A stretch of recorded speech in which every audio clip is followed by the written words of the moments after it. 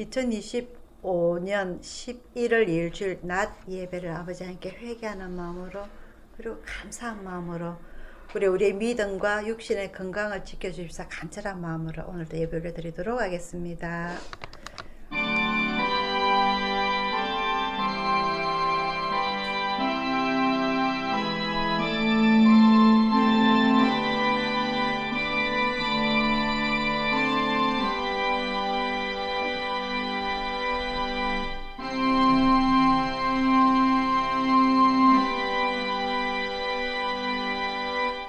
사랑의 아버지 하나님, 아버지 하나님의 하늘 진심으로 감사를 드리옵나이다.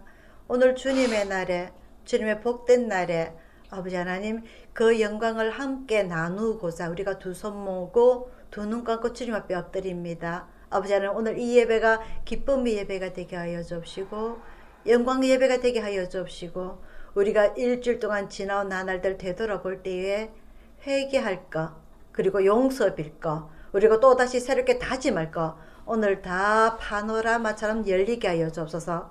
오늘 저희들이 주님 앞에 무릎 꿇고 엎드릴 때에 아버지 하나님 저희들을 기억하여 주옵시고 저희들의 믿음을 지켜주시고 주님 오시는 그날까지 한 걸음 한 걸음 아버지 하나님 변함없는 믿음으로 나아가게 인도하여 주옵소서. 온 세상을 주님께서 다스리시고 주님의 많은 자녀들이 오늘도 축복받는 귀한 날이 되기를 원하오며 감사드렸고 예수님 이름으로 기도드리옵나이다. 아멘. 찬송가 205장입니다.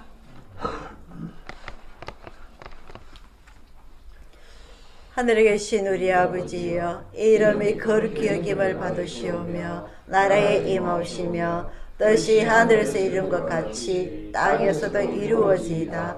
오늘날 우리에게 일용할 양식을 주시고 우리가 우리에게 죄 지은 자를 사하여 준 것 같이 우리 죄를 사하여 주시고 우리를 시험에 들게 하지 마옵시고 다만 악에서 구하옵소서. 대개 나라와 권세와 영광이 아버지께 영원히 사옵나이다. 아멘. 교동문 8번입니다.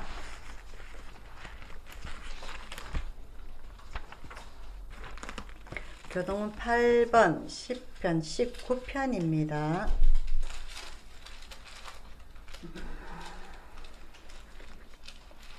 한 절씩 교독하도록 하겠습니다.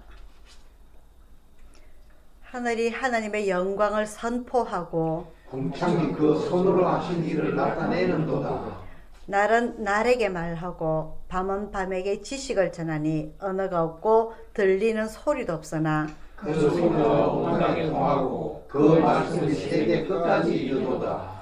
여호와의 율법은 완전하여 영혼을 소성케 하고 여호와의 증거는 확실하여 무능한 자로 지혜롭게 하며 여호와의 교훈은 정직하여 마음을 기쁘게 하고 여호와의 계명은 순결하여 눈을 밝게 하도다. 여호와를 경외하는 도는 정결하여 영원까지 이르고 여호와의 규례는 확실하여 다 의로우니 다 같이요. 금 곧 나는 정금보다 더 사모할 것이며 꿀과 송이꿀보다 더 달도다. 아멘. 교회 소식 전하여 드리도록 하겠습니다. 11월 첫째 주 주일 예배로 드립니다. 날씨가 이제 확실히 가을의 날씨로 접어들었고요. 조금 있으면 아마요 우리 그 부산대 뒤쪽으로 산에서도 단풍이 보일 거고요. 또 가을이 오나 싶으면 또 바로 겨울이 오고 또 1년이 끝나갑니다.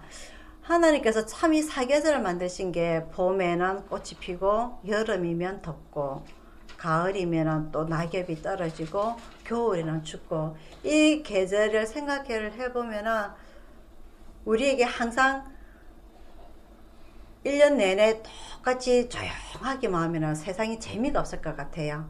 봄에는 꽃이 피었다가 더워서는 여름에 더워서는 짜증을 났다가 가을에는 또 이쁘다 했다가 겨울에는 또 추웠다가 이런 변화들 속에서 사람들이 이럴 때 하는 그 사람들의 마음을 하나님께서 조금 헤아려 주시려고 이렇게 사계절을 주신 것 같습니다. 일일이 우리의 인생과 재미가 없고 지루하면은요 딴 생각을 하게 됐거든요. 그래서 하나님께서 이럴 때는 또 이렇게 했다가 저렇게는 저렇게 했다가 지금은 하나님께서 우리 1년 중에서 가장 좋은 계절인 것 같습니다. 하나님께서 주신 이 자연을 가장 즐기기에 가장 좋은 날씨가 다가오고요. 이 날씨가 갈수록 짧아집니다. 더운 게 길어지고 추운 게 짧아지고 가을은 더 짧아집니다. 그래서 요 얼마 남지 짧은 요 계절을 우리가 즐길 수 있도록 여러분들이 운동 다니시고요. 그리고 가을 하늘 보는 날도 짧아요. 하늘도 보시고 그리고 낙엽도 보시고 해서 여러분들의 건강을 챙기시기를 바라고요. 조금 있으면 아이고 추불하고 어깨가 움츠리게 됩니다. 혈관이 또 줄어들어요. 이러면 우리가 또 움직이기 싫거든요. 그래서 요 주신 요 자연에 감사하며 하루라도 이렇게 매일 나가서 여러분들이 건강을 잘 지키시기를 축원드립니다. 요즘 뉴스 보면은요 제일 많이 하는 게 달리기입니다. 운동을 지키기 위해서 우리 달리기 안 되잖아요, 그죠? 그래서 걷는 거라도 매일 하셔가지고 여러분들 건강을 잘 챙기시길 바라고요.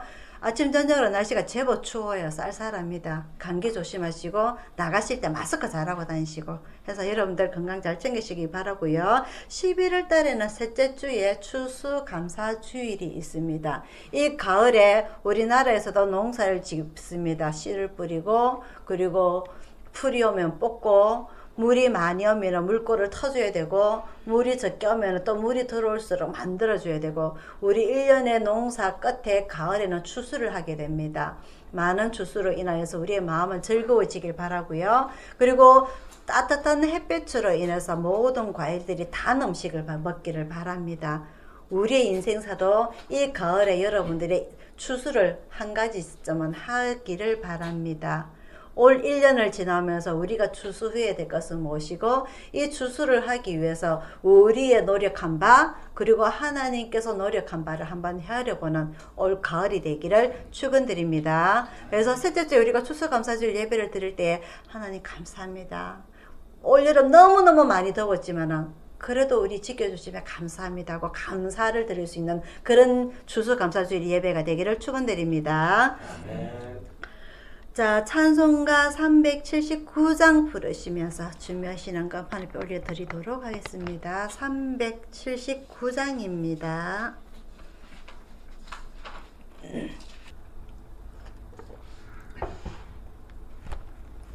한 줄씩 교독하도록 하겠습니다.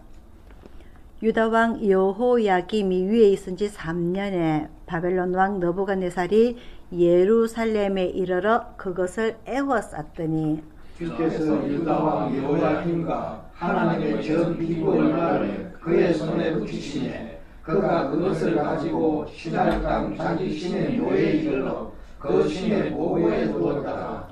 왕이 환관장 아스브나스에게 명하여 이스라엘 자손 중에서 왕족과 귀족의 몇 사람 곧 흠이었고 아름다우며 모든 재주를 통달하며 지식이 구비하며 학문에 익숙하여 왕궁에 모실 만한 소년을 데려오게 하였고 그들에게 갈대아 사람의 학문과 방언을 가르치게 하였고 또 왕이 지정하여 자기의 진미와 자기의 마시는 포도주에서 그들의 날마다 쓸 것을 주어 3년을 기르게 하였으니 이는 그 후에 그들로 왕의 앞에 모셔 서게 하려 함이었더라. 그들 중에 유다 자손 곧 다니엘과 하나냐와 미사엘과 아사랴가 있었더니 환관장이 그들의 이름을 고쳐 다니엘은 벨드사살이라 하고 하나냐는 사드락이라 하고 미사엘은 메삭이라 하고 아사랴는 아벳느고라 하였더라. 다니엘은 뜻을 정하여 왕의 진미와 그의 마시는 포도주로 자기를 더럽히지 아니하리라 하고 자기를 더럽히지 않게 하기를 환관장에게 구하니 하나님이 다니엘로 환관장에게 은혜와 긍휼을 얻게 하신지라. 환관장이 다니엘에게 이르되 내가 네 조항을 두려워하노라. 그가 너희 먹을 것과 너희 마실 것을 지정하셨거늘 너희의 얼굴이 좋지하여 동무 소년들만 원한 것을 걸어 보시게 할 것이 무엇이냐. 그렇게 되면 너희 까닭에 내 머리가 왕 앞에서 균하게 되리라 하니라. 환관장이 세워 다니엘과 하나냐와 미사엘과 아사랴를 감독하게 한 자에게 다니엘이 말하되 청하오니 당신의 종들을 열흘 동안 시험하여 채식을 먹게 하고 물을 주어 마시게 한 후에 당신 앞에서 우리 얼굴과 왕의 진미를 먹는 소년들의 얼굴을 비교하여 보아서 보이는 대로 종들에게 처분하소서 하매 그가 그들의 말을 쫓아 열흘을 시험하더니 열흘 후에 그들의 얼굴이 더욱 아름답고 살이 더욱 윤택하여 왕의 진미를 먹는 모든 소년보다 나아 보인지라. 이러므로 감독하는 자가 그들에게 인정된 진미와 마실 포도주를 제하고 채식을 줍니다. 하나님이 이 네 소년에게 지식을 얻게 하시며 모든 학문과 재주에 명철하게 하신 외에 다니엘은 이 또 모든 이상과 몽조를 깨달아 알더라. 왕의 명한 바 그들을 불러들일 기한이 찼으므로 환관장이 그들을 데리고 느부갓네살 앞으로 들어갔더니 왕이 그들과 말하여 보매 무리 중에 다니엘과 하나냐와 미사엘과 아사랴와 같은 자 없으므로 그들이 왕 앞에 모시게 하고 왕이 그들에게 모든 일을 묻는 중에 그들에게와 중중이 온 나라 박수와 술것보다 10배나 나은 줄을 아니라. 다 같이요. 다니엘은 고레스 왕 원년까지 있으니라. 아멘. 기도하겠습니다. 사랑의 아버지 하나님, 오늘 저희들에게 주님 앞에 예배를 드릴 수 있는 시간과 그리고 장소와 주님의 은혜를 헤아려 주심을 감사드립니다. 또한 오늘 주님의 말씀을 통하여서 이스라엘의 역사를 배웁니다. 이 이스라엘의 역사를 통하여서 하나님께서 자기 백성을 어떻게 지키셨는지, 어떻게 벌을 내리셨는지, 무엇을 해야만이 축복을 받을 수 있는지 아버지 하나님, 우리는 이 성경 말씀을 통하여서 배우고자 합니다. 또한 하나님께서 이 성경 말씀을 통하여 하신 주님의 직접적인 말씀, 이 영혼의 말씀을 통하여서 우리가 천국에 갈 수 있는 지혜를 배우고자 합니다. 이 땅에 살면서 많은 악들이 가득한 가운데, 인간의 교만들이 가득한 가운데, 그 중에서도 아버지 하나님, 우리는 인간의 모습보다 우리 코에 불어넣어주신 주님의 생기를 깨닫고자 합니다. 생기와 함께 이 땅에서 주님의 말씀을 따라 순종하며 살기를 원합니다. 아버지 하나님, 우리의 육신의 눈을 통하여 바라보는 이 세상의 모든 것들을 바라보지 않게 하여 주옵시고, 우리 코에 생기로 불어넣으신 그 생기에 우리 가슴 깊숙이 있는 그 생기를 우리가 깨닫게 하여 주옵시고, 주님께서 하시는 말씀을 우리가 듣게 하여 주옵소서, 깨닫게 하여 주옵소서, 주님께서 하시는 말씀을 보게 하여 주옵소서. 우리의 육신은 비록 육신의 몸을 가지고 있지만은 우리의 영혼은 주님께서 주시는 이 생기로 인해서 늘 주님만을 향하고 저 천국을 향하고 주님께서 주시는 말씀을 따라 순종하며 살아가는 우리들이 되게 함께 하여 주옵소서. 모든 것 주님 앞에 의탁드렸고 감사드리고 예수님 이름으로 기도드리옵나이다. 아멘. 자, 오늘은 다니엘입니다. 이스라엘의 멸망을 하면서 큰 4대 선지자를 했습니다. 이사야, 예레미야, 지난주에 에스겔, 오늘은 다니엘입니다. 이 외에 이 4대 선지, 그리고 다음 주부터 보게 될 12명의 소선지, 왜 이렇게 나누게 되느냐. 이사야는요, 하나님 앞에 부르심을 받은 요에 60년을 사역을 했습니다. 예레미야는 40년을 사역을 했고요. 지난주에 배웠던 에스겔은 20년을 사역을 했습니다. 오늘 다니엘은요, 70년을 사역을 했습니다. 아마무시했죠. 이 어떤 목사님이 목회를 한다면은 이사야는 60년을 목회를 한 거고, 예레미야는 40년을 한 거고, 에스겔은 20년을 한 거고, 다니엘은 70년을 했다라고 볼 수가 있습니다. 다시 한 번 더 복습합니다. 이사야는요, 남유다 예루살렘이 멸망을 하게 될 것을 예언했던 사람입니다. 그래서 히스기야 왕에게 우리가 정신을 똑바로 차려야 되고 이스라엘 백성들에게 우리가 회개를 해야 된다. 하나님 앞에 잘못했던 것을 회개를 해야 된다. 그렇지 않으면은 히스기야 왕 때에 이 아수르 왕이 쳐들어왔던 것처럼, 바벨론 왕이 쳐들어왔던 것처럼 우리에게 이런 일이 일어나게 될 것이다. 그래서 이사야는 옷을 벗고 시장을 3년을 노래를 부르며 다녔습니다. 우리가 이렇게 회개하지 않으면 나처럼 이렇게 옷을 우리가 헐벗게 될 것이다. 죽임을 당하게 될 것이다. 나라를 잃어버리게 될 것이다. 누구처럼? 북이스라엘처럼. 그렇게 사역을 했던 사람이 이사야입니다. 장장 60년을 사람들한테 외면을 당하고 왕들에게 외면을 당하고 감옥도 당하고 결국은 자기 몸을 톱으로 허리를 잘라서 순교를 하게 되는 그런 일을 당했던 사람이 이사야입니다. 장작 60년을. 하나님 일을 한다는 것은 쉽지 않은 일입니다. 자기의 모든 것을 내려놓아야 되고 남이 자기를 욕하는 것을 그대로 받아들여야 되고 그럼에도 불구하고 하나님의 말씀이 사실이기 때문에 그대로 증거를 해야 됩니다. 그런 사람이 사역자고 선지자고 그런 일을 했던 사람이 바로 이 4대 선지자입니다. 두 번째 예레미야입니다. 예레미야는요, 자기의 나라 남유다가 자기 눈앞에서 무너지는 것을 목격했던 사람입니다. 그래서 왕에게 그리고 국회의원들에게 얘기했죠. 빨리 항복합시다. 안 그러면 우리 다 죽어요. 이 백성, 죄 없는 백성들 죽습니다. 나라 입장에서 봤을 적에는요, 배신자입니다. 나라를 팔아먹는 자 같은 그런 역할을 하게 된 거죠. 항복하자니까. 우리가 전쟁을 막기 위해서 군대 앞에 자기가 앞장서서 죽더라도 나라를 지키고자 하는 그런 마음이 앞서야 되는데 항복하자고 하니까 나라의 배신자라고 그렇게 욕을 얻어먹었던 사람이 예레미야입니다. 그의 속마음은요, 평생 눈물로 살았던 사람입니다. 몇 년을? 40년을. 하나님께서 계획하신 것은 이 예레미야 눈물이 흐른다고 해서 변동이 없습니다. 이 백성이 절대 그런 일이 없어. 하나님께서 우리나라를 세우셨는데 무슨 그런 일이 있을 수가 있어. 그런 일이 일어나게 됩니다. 그게 바로 예레미야 때입니다. 지난주 배웠던 에스겔은요, 바벨론의 포로로 끌려가서 활동했던 사람입니다. 20년을 사역을 했고요. 결국 여러 가지 사역을 통하여서 예레미야가 예언했던 70년 후에 우리의 포로 기간이 끝나고 되돌아올 때에 그때를 위해서 대비하자 했던 예레미야처럼 에스겔은 바벨론에서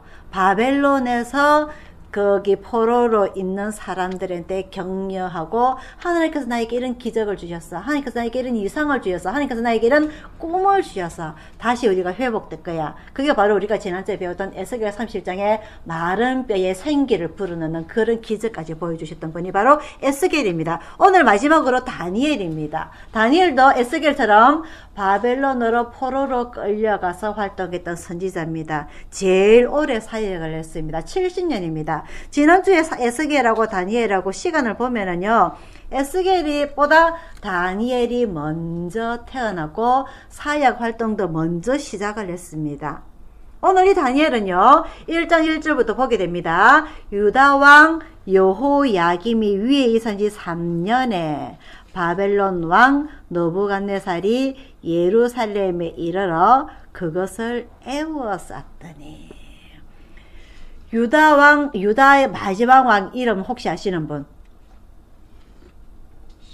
시드기야 왕입니다. 시드기야는 유다의 20번째 왕입니다. 오늘 유다 왕 여호야김은 유다의 18번째 왕입니다. 18 여호야김, 19 여호야긴, 20번째 시드기야. 이렇게 이름이 넘어가게 됩니다. 근데 우리가 생각할 때는 시드기야 왕 때에 유다가 멸망을 했기 때문에 그때부터 일이 시작되는 줄 알았는데 이미 18대 왕 여호야김 때 바벨론 왕이 쳐들어오게 됩니다.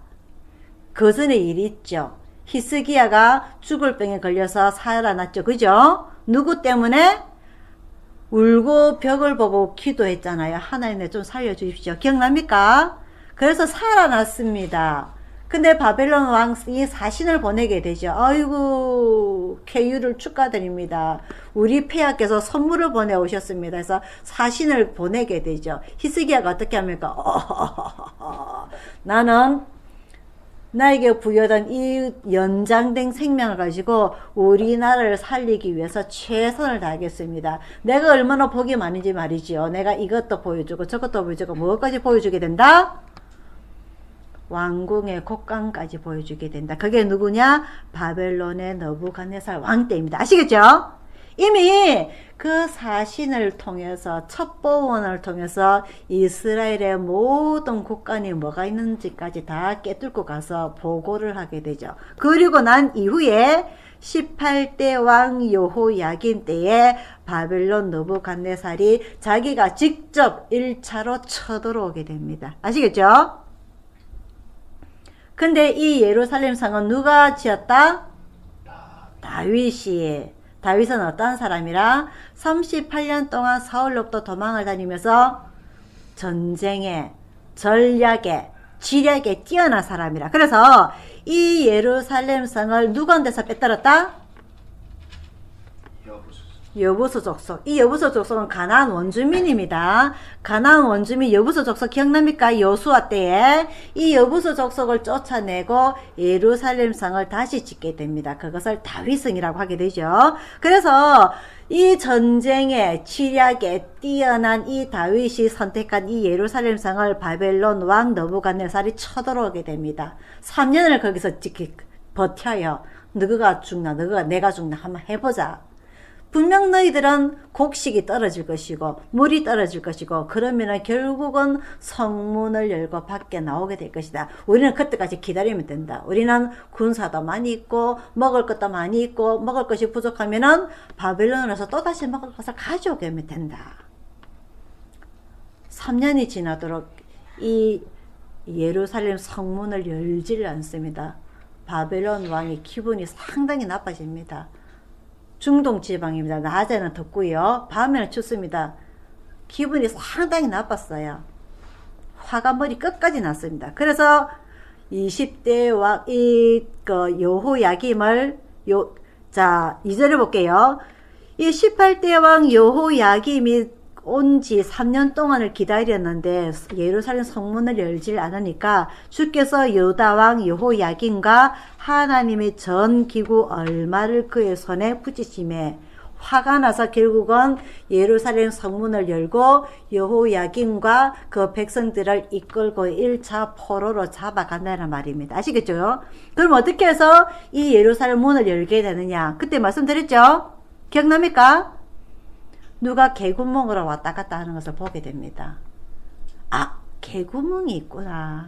이곳으로 사람들이 먹을 것을 들락날락 그리고 물을 먹을 수가 있구나. 그래서 그 개구멍을 쫓아 들어가서 결국 여호야김 왕을 바벨론으로 포로로 끌고 가게 되고 성문을 열어서 그때부터 본격적인 전쟁이 시작이 됩니다. 이때에 4절입니다. 곧 흠이 없고 아름다우며 모든 재주를 통달하며 지식이 구비하며 학문에 익숙하여 왕궁에 모실만한 소년을 데려오게 하였고 그들에게 갈대아 사람의 학문과 방언을 가르치게 하였고. 갈대아는 바벨론입니다. 이 갈대아 사람이라면 하나 생각이 나는 사람이 있습니다. 누구냐? 아브라함입니다. 아브라함이 예전에 갈대아에서 살았죠. 갈대아 우르에서 나왔고 몇 살 때? 또 모르죠. 75세 때. 그 갈대아 우르입니다. 그 아브라함 때 갈대아가 쭉쭉쭉쭉 시간이 흘러서 바벨론이라는 이름까지 바뀌게 되죠. 지금은 바벨로니아, 즉 팔레스타인입니다. 이 땅이. 자, 그래서 북이스라엘을 멸망시킨 나라는 누굴까요? 누굽니까? 아수르입니다. 아수르가 북이스라엘을 멸망을 시키게 되는데요. 이 반역자들을 어떻게 했느냐? 그 이웃 나라로 포로로 다 데리고 갑니다. 흩어지게 만듭니다. 이 백성들이, 북이스라엘 백성들이 반란을 일으키지 못하도록. 디아스포라입니다. 흩어져서 쭉 포로로 다 넘기는 반면에 이 아수르를 멸망을 시키고 그 자리에 새롭게 일어난 나라가 이 갈대아 바벨론입니다. 이 바벨론 느부갓네살은 어떤 일을 했느냐? 흠이 없고 아름다우며 모든 재주를 통달하며 지식이 구비하며 학문에 익숙하여 왕궁에 모실 만한 소년을 데려오게 하였고, 아수르와 바벨론 나라의 정책의 차이점입니다. 우리나라는요, 일제시대 때 어떻게 했습니까? 이렇게 했습니까? 왕궁에 모실 만한 소년을 데리고 갔습니까? 어떻게 했습니까? 다 끌고 갔습니다. 여자는 위안부로, 남자는 뭐? 탄광, 그 뭐죠? 그 탄광 그 뭐죠? 무슨 섬이지? 갑자기 생각이 안 나노. 그 영화로 나왔던 거. 그렇고, 여하튼, 노역으로 우리 백성들을 다 데리고 나서 고생을 시켰죠. 용역비도 제대로 주지 않냐고, 월급도 주지 않냐고, 고생은 고생대로 하고, 이런 나라들의 차이점이 있습니다. 결국은 자기들 정치인들의 어떤 정책을 펴느냐에 따라서 결과는 달라지지만은요, 오늘 이 바벨론의 왕 느부갓네살은 여호야김도 포로로 데리고 가고, 마지막 왕 시드기야도 두 눈을 빼서 데리고 가기도 하고, 그런 와중에서 지식이 있는 사람들도 데리고 가게 됩니다. 그래서 이 시드기야 왕 때에 이 예루살렘이 완전히 멸망을 하지만은 이미 이 18대 왕 여호야김 때에 1차 포로가 끌려가게 됩니다. 그래서 1차 포로 때에 여호야김도 끌려가게 되고, 그리고 다니엘도 끌려가게 되고, 지식인청이 끌려가게 됩니다. 두 번째, 2차 포로 때에 기술자들이 끌려가게 됩니다. 이 조선시대, 웬 조선이 나나? 이 이스라엘의 예루살렘에 기술 있는 사람들, 그 광야 때에 성막을 지었던 사람들이 누구죠? 버살렐과 올리아 같은 이런 기술자 있는 사람들을 2차 포로로 끌려가게 됩니다. 3차로 끌려가게 됩니다. 누구냐? 농민들입니다. 부역할 수 있는, 용역할 수 있는 이런 사람들을 끌고 가게 됩니다. 그래서 이렇게 1차, 2차, 3차에 따라 가지고 이 바벨론 왕 느부갓네살의 정책에 따라서 이렇게 다르게 흘러가게 됩니다. 그래서 예루살렘은 기원전 586년에 완전히 멸망을 하였다는 거지, 이 586년부터 포로 1차, 2차, 3차에 걸쳐서 이루어지는 건 아니다. 그래서 포로 1차, 2차, 3차 기간에 한 100년 시점에 걸러서 끌려갔듯이 70년이 끝나고 나서도 한 100년의 시간이 흐르면서 1차, 2차, 3차 기간에 다시 포로 귀환이 이루어진다 보면 됩니다. 자, 그럼 오늘 이 다니엘은 1차 포로 때에 끌려가게 됩니다. 6절입니다. 그들 중에 유다 자손 곧 다니엘과 하나냐와 미사엘과 아사랴가 있었으니 환관장이 그들의 이름을 고쳐서 다니엘은 벨드사살이라 하고, 하나냐는 사드락이라 하고, 미사엘은 메삭이라고, 아사랴는 아벳노고라 하더라. 즉, 이 다니엘은 유대식, 히랍식 이름입니다. 반대로 벨드사살, 사드락, 메삭, 아벳노고는 이 바벨론 언어로 만들어진 개명된 이름이죠. 우리나라 일제시대 때 창씨 개명이 일어난 것처럼 똑같이 생각을 하게 됩니다. 근데 성경에는요, 1장, 2장에는 이 히라버식 이름이 나오다가 3장으로 넘어가면서 다니엘은 히라버식 이름이 다니엘로 그대로 쓰는 반면에 이 세 친구들, 사드락, 메삭, 아벳노고는 이 바벨론 언어 이름, 새 이름으로 나오게 됩니다. 요 차이점은요, 정확하게 제가 잘 모르겠지만, 어쨌든 성경에는 이렇게 개명된 이름으로 나오게 된다. 이 히브리식 이름이 따로 있다는 거 우리가 알면 되고요. 하지만 이 다니엘과 세 친구들을 하나님께서는 어떤 축복을 주셨느냐? 17절입니다. 하나님이 이 네 소년에게 지식을 얻게 하시며 모든 학문과 제주의 명철에게 하신 외에 다니엘은 또 모든 이상과 몽조를 깨달아 알게 되더라. 이 포로들이 끌려가서 예레미야가 예언한 것처럼, 그리고 이 에스겔이 권면하고 위로하고 했던 그런 모든 내용들이 있어서, 이런 사람들은 그 바벨론에 비록 자기의 신분은 포로였지만은 그곳에서 자기에게 주어진 재능을 가지고 턱출나게 자랑하는 장면이 나오게 됩니다. 느헤미야처럼, 에스라처럼, 오늘 이 다니엘처럼 이런 사람들이 자기가 이유 없이 국무총리가 되지 않고요. 이 느헤미야는 아무 이유 없이 왕의 수를 따르는 자로 승진할 수 있는 그런 건 아닙니다. 하나님께서 함께 하셨기 때문에, 하나님께서 이 소년들에게 지식도 주시고 명철도 주시고 이상과 몽조를 주셨다. 아무 이유 없이 이 사람들에게 축복을 주지 아니하십니다. 오늘 이 다니엘과 내 소년은요, 왕이 주는 진미를 먹지 아니하고 우리는 우리대로 주는 음식을 먹겠다. 그게 뭐냐? 모세가 이야기한 정한 음식, 부정한 음식입니다. 부정한 음식을 먹지 아니하겠다. 우리의 조상 모세가 광야시대 우리 조상들에게 명령하신 그 음식을 먹겠다. 그 이야기입니다. 8절입니다. 다니엘은 뜻을 정하여 왕의 진미와 그의 마시는 포도주로 자기를 더럽히지 아니하리라 하고, 자기를 더럽히지 아니한 게 뭡니까? 나실인의 자세입니다. 아시겠죠? 이런 마음가짐으로 내가 비록 포로로 끌려갔지만 내 마음만큼은 부정하게 하지 않겠다는 이런 믿음이 컸던 거였죠. 그래서 이 환관장은 내가 모시는 왕에게 내가 화를 입을까봐 두렵다라고 자기의 고민도 이야기하게 되죠. 하지만 결국은 이 하나님께서 함께 하심으로 이 내 소년에게 지식을 얻게 하시며 모든 학문과 제주의 명철에 계신 외에 다니엘은 또 모든 이상과 몽조를 깨달아 알게 되더라. 그러면서 쭉 나오게 오늘 우리가 읽었던 1장 21절 보게 됩니다.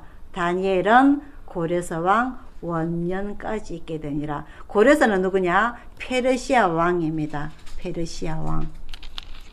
무슨 말이냐? 예루살렘이 멸망시킨 나라는 다 바벨론입니다. 북이스라엘은 아수르에게 멸망했습니다. 아수르가 망하고 다 그 바벨론이 새로 그 대영제국으로 성장하게 되고요. 이 바벨론에 이어가지고 페르시아까지 시대가 넘어가게 됩니다. 그때까지 이 다니엘은 사역을 하였다는 거죠. 이 다니엘을 사역에 있을 때에 여러 가지 나라와 왕들을 걸쳐가게 됩니다. 바벨론에서, 그리고 그 사이에 메데라는 나라가 있어요. 메데가 있고 그 다음에 페르시아까지. 그래서 장장 70년 동안 다니엘을 사역을 하게 됩니다. 나라가 바뀌고 왕조가 바뀌고 왕이 바뀌더라도 하나님 앞에 은혜를 입은 다니엘은 70년 동안 똑같이 왕 앞에서 사역을 하게 됩니다. 그게 뭐냐? 하나님 앞에 자기 몸을 더럽히지 아니하였기 때문에, 자기 신앙을 더럽히지 아니하였기 때문에. 다니엘 알죠? 예루살렘이 향한 창을 향해서 하루에 몇 번 절을 했더라? 기도했더라? 그건 자기가 국무총리가 되고 난 이후에도 일어났던 일입니다. 그래서 누가 밀고를 하게 되죠. 왕에게 절을 하지 아니하고 예루살렘을 향하여 절을 하되이다. 그래서 어떤 일이 나냐? 사자굴 속에 들어갔기도 합니다. 그럼에도 불구하고 하나님께서는 믿음을 지킨 이 다니엘에게 모든 은혜를 내리시게 되죠. 제일 큰 축복이 요셉처럼 꿈을 해석하게 됩니다. 요셉은 애굽의 포로로 끌려갔지만, 종으로 팔아먹게 되지만 자기 형들에 의해서 결국은 그 꿈을 해석을 하고 애굽의 국무총리가 되었습니다. 다니엘도 마찬가지입니다. 꿈을 해석을 해주고 국무총리가 됩니다. 다니엘은 이사야도 예레미야도 에스겔도 모든 기적을 보여주고 꿈을 보았지만은 이 다니엘만큼은 이상과 몽조를 깨달아 알게 되더라. 미래를 바라본다는 거죠. 에스겔이 꿈꾸었던, 에스겔 37장에서 꿈꾸었던 마른 뼈들의 부활하고는 또 다른 모습입니다. 그 장면은요, 나중에 새 예루살렘이라면 성막을 처음에 이야기했던 모세가 나오게 되고요. 그리고 두 번째 성전을 계획하였던 다윗과 솔로몬이 되고요. 그리고 세 번째 에스겔의 예언이 바로 천국에 있는 예루살렘 성전을 이야기하는 반면에 오늘 이 다니엘은 신약의 그 사도 요한복음의 저자 요한과 평행선을 이루게 되는 미래의 꿈을 해석을 하게 됩니다. 그래서 신약의 요한복음의 저자 요한계시록의 저자 이 요한은요, 천국의 비밀을 풀었던 것처럼 오늘 이 다니엘은 구약에서 앞으로 일어나게 될 세계 역사의 꿈을 풀어주게 됩니다. 느부갓네살의 꿈을 말이죠. 그래서 우리가 이 다니엘을 보게 되면은 한 신상이 있는데 머리부터 발끝까지 모든 재료가 틀리다. 머리는 무엇으로 만들어지고 쇠로 만들어지고 팔은 철로 만들어지게 되고 그리고 가슴은 무엇으로 만들어지고 손과 발은 진흙으로 만들어지고 이런 모든 한 신상이 한 우상이 머리부터 발끝까지 재료가 다 틀리는 가운데에 굴러온 돌이 그것을 휙 굴러뜨리니까 그 모든 시선이 가루가 되어서 바람이 되어서 다 휙 무너져서 날아가더라. 그게 꿈 해석입니다.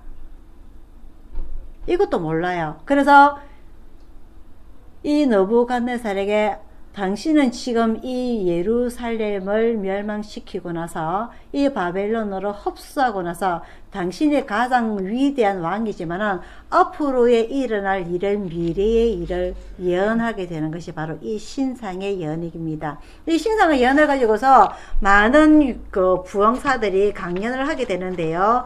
거기에 대해서는 제가 들어가지를 않고요. 하지만 이 신상이 결국은 미래로 하나하나 이루어지게 됩니다. 세계사적으로. 그래서 제가 계속 세계사적으로 이야기합니다. 신약과 구약의 이 종이 한 장, 신약과 구약의 중간사, 성경에는 없습니다.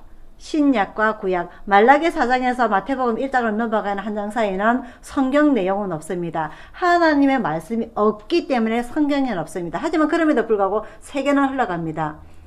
우리는 그 시대에 뭘 했느냐? 기원전에 누가 있었을까요? 고조선 시대일까요? 아마 기원전 이야기가. 그 기원전 이야기가 이 바벨론에 멸망하였던 이 예루살렘은 느헤미야로 통하여서 그리고 에스라를 통하여서 성전 재건이 일어나게 됩니다. 하지만 나라는 계속 식민지 상태로 넘어가게 됩니다. 예수님 출생 당시까지 계속 말이죠. 그래서 그럼에도 불구하고 이 백성들은 우리나라처럼 독립의 꿈을 꿉니다. 반란이 일어나게 됩니다. 그게 신약과 구약의 중간사 300~400년 사이에 계속 일어나게 돼요. 성경에는 없는 내용입니다. 세계사는 넘어갑니다. 아수르에서, 바벨론에서, 메대에서, 페르시아에서. 페르시아 다음에 누굽니까, 할아버지? 로마 사이에 누가 있습니까? 마케도니아, 알렉산더 대왕. 헬라, 그리스. 마케도니아. 헬라, 그게 큰 나라 이름 아닙니까? 그리스. 그럼 알렉산더 대왕. 그 사람 이름이고 나라. 그 다음에 로마. 그죠? 그리스, 그죠? 시대는 이렇게 넘어가게 됩니다. 성경에는 없습니다. 왜? 하나님의 말씀이 없었기 때문에, 선지자도 없었기 때문에, 기적이 없었기 때문에 성경은 없습니다. 하지만 세계사는 그대로 흘러갑니다. 로마까지. 그래서 마태복음 1장에 나옵니다. 예수님의 탄생이 이루어지게 되죠. 어떻게? 사람의 우리나라의 반란을 일으켜서 로마로부터 독립을 하기 위해서가 아니라 애굽에 430년 동안 종살이했던 사람들 우리를 구원해 주소서가 아니라 요한복음 3장 16절입니다. 뭡니까? 하나님이 세상을 이처럼 사랑하사 하나님께서 사랑하시기 때문에 예수님을 보내주셨다는 것입니다.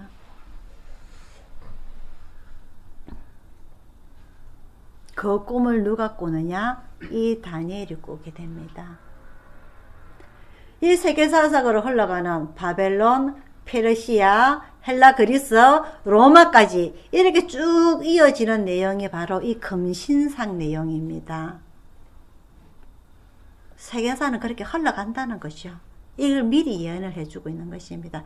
모릅니다. 이 사람들은. 느부갓네살도 몰랐고 지금 이 당시에 내 시대만 태평성대만 되면 된다. 그런 마음으로 살았죠. 그래서 느부갓네살 아들 벨사살 이야기가 나오게 됩니다. 4장에. 흥청망청 살아갑니다. 솔로몬 아들처럼. 그래서 벽에서 손이 나와서 글을 적게 되죠. 그게 내용이 뭡니까? 메네메네 되게 우라시 뭡니까? 내가 아무리 재어봐도 부족하다. 이 나라 멸망시키겠다 했다랍니다. 바벨론 이 나라를 멸망시키겠다는 이 내용입니다. 그래서 결국 오늘 1장 21절 다니엘은 고레스 왕 원년까지 있으니라. 페르시아 왕 고레스 왕 원년. 이때 무슨 일이 일어나게 됩니까? 혹시 기억하시는 분, 고레스 원년에 무슨 일이 일어나게 됩니까?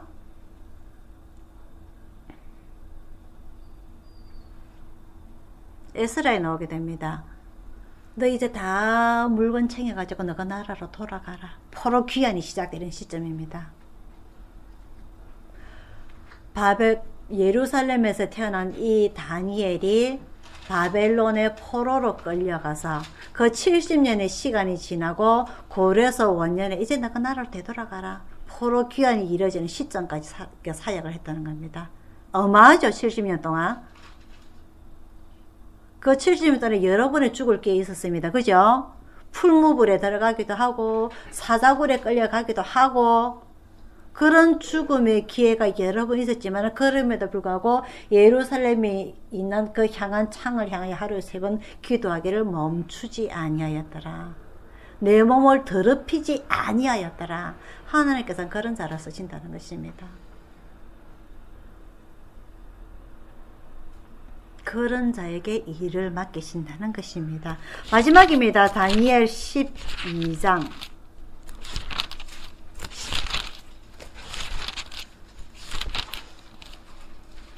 12장 3절입니다. 지혜 있는 자는 궁창의 빛, 하늘의 빛입니다. 빛과 같이 빛날 것이요 많은 사람을 옳은 대로 돌아오게 한 자는 별과 같이 영원토록 비치리라. 10절입니다. 많은 사람이 연단을 받아서 고난을 받아서 스스로 정결케 하며 희게 할 것이나 악한 사람은 악을 행하리니 악한 자는 아무도 깨닫지 못하되 오직 지혜 있는 자는 깨달으리라. 이 땅에는요 깨닫는 사람도 있고 못 깨닫는 사람도 있고 어리석은 사람도 있고 지혜로운 사람도 있고 항상 섞여서 살아가게 됩니다. 갈라디아서 4장 2절에는 예수님께서는 모든 사람이 다 회개에 이르기를 원한다고 되어 있습니다. 소망이죠. 계획이죠. 하지만 사람은 하와가 죄를 지었듯이 하와가 어떤 사람입니까? 태초의 사람 아닙니까? 바람이 부는가 보다. 아닌가? 그러니까 그 장가야 되는데 그래야 문이 뻘쭘 안 하는데. 아 여기 열려 있으니까 아 쿵쿵하는가 봐. 우리 같으면 왜 그런 어리석은 죄를 저지르겠습니까? 뭐가 부족하다고 먹을 거 많은데 마음대로 뛰놀아도 되는데 싸움도 없고.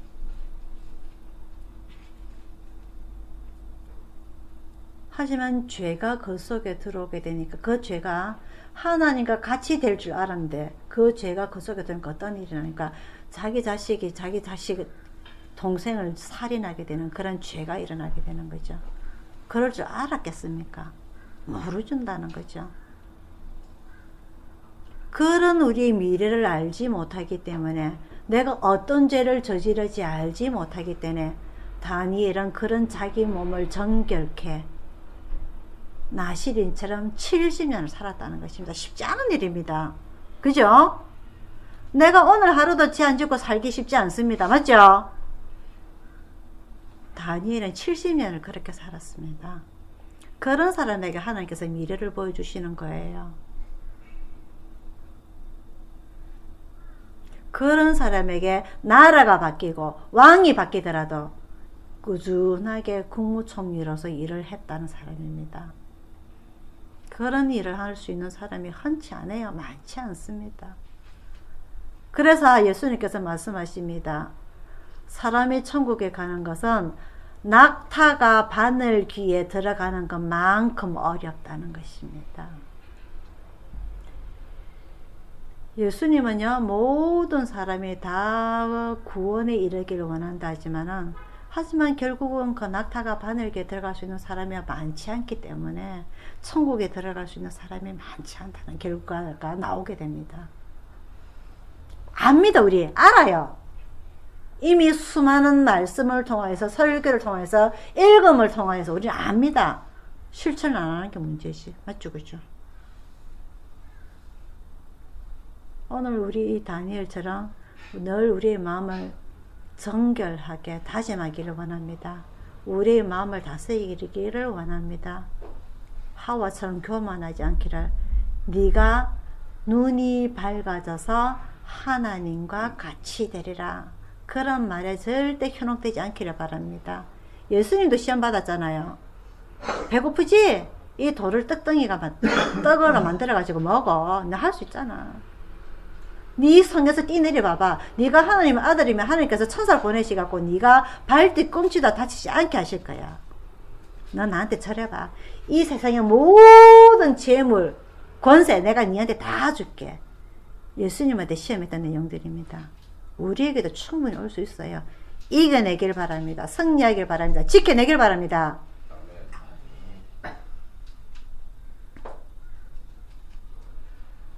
우리가 다니엘처럼 믿음을 좋지 못합니다. 70년 동안 사역하지 못합니다. 나는 아니라서 상관없어. 그런 생각 안 하시기를 바랍니다. 내가 비록 약하지만은, 내가 비록 많이 알지 못하지만은, 내가 부족하지만은, 오늘 내가 있는 이 환경 속에서 이 가을에 하나님 옆에 추수를 돌려 들을 수 있는 농부가 되기를 바랍니다. 하나님께서 하실 일이 있고요, 우리가 할 일이 있습니다. 맞죠? 그죠? 하나님께서 비 주고 햇빛 준다고 해서 모든 농사가 풍성해지진 않습니다. 농부가 할 일이 있어요. 그게 뭐죠? 피를 뽑는 겁니다. 맞죠? 잡초를 뽑아내는 겁니다. 맞죠? 비가 많이 와서 흙이 파이면 다시 올려줘야 돼요. 보듬어 줘야 돼요. 그게 농부의 일입니다. 그런 우리의 농부가 되기를 바랍니다. 상품이 좋은 거 어떻습니까? 모양이 이뻐야 되고요. 당도가 달아야 됩니다. 사이즈가 커야 됩니다. 그런 상품이 잘 팔려요. 그런 일을 하는 건 누구다? 우리랍니다. 우리. 하나님께서 햇볕 주시고 빛을 주시고 바람 주시지만은 그걸 풍성하게 할 수 있는 건 우리의 도움도 필요합니다. 그래서 하나님께서 사람을 만드신 거예요. 그래서 그 코에 생기를 불어넣어 주신 겁니다. 이미 봤잖아. 아담과 하와가 죄를 지었을 때 어떤 일이 일어났는지 봤잖아. 알면서 왜 안 고쳐? 그게 하나님께서 우리에게 하시는 말씀입니다.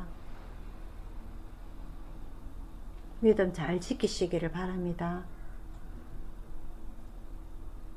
오늘 이 다니엘이 70년 동안 사역을 하면서 나라가 여러 번 바뀌고 왕이 여러 번 바뀌더라도 하나님 앞에서 그 왕에게 잘 보이기 위해서 살았던 것이 아니라 하나님 앞에 잘 보이기 위해서 믿음을 지키기 위해서 살았던 그 믿음대로 결국은 사람들한테 높임을 받았더라. 국무총리로 살았더라. 무엇으로 가서? 포로로 끌려가서 그 나라의 국무총리가 되었더라.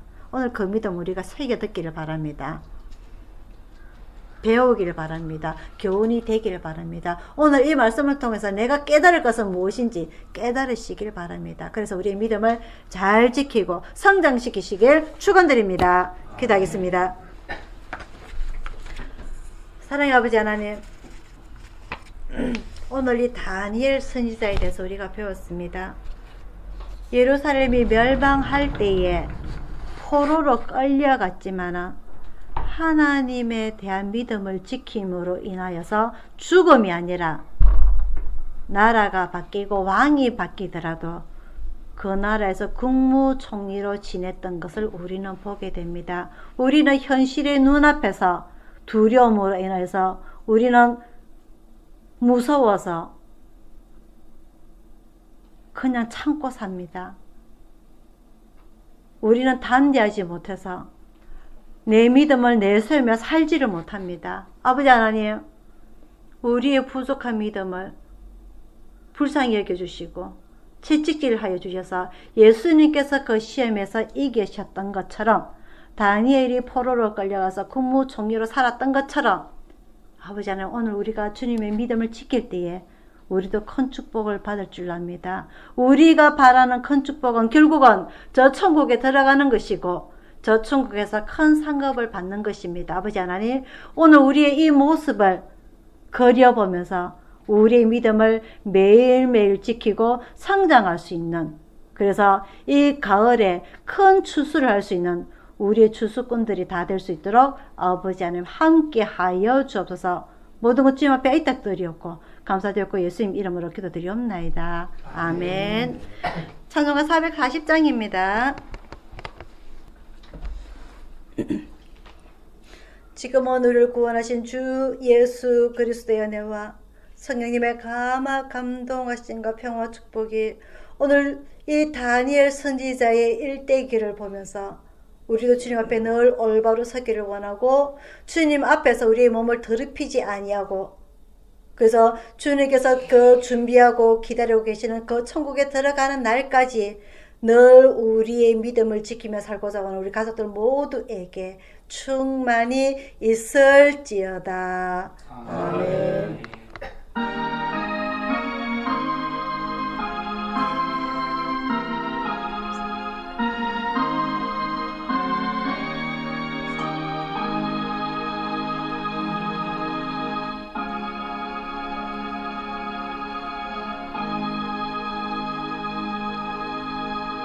하나님 사랑합니다. 여러분 사랑합니다.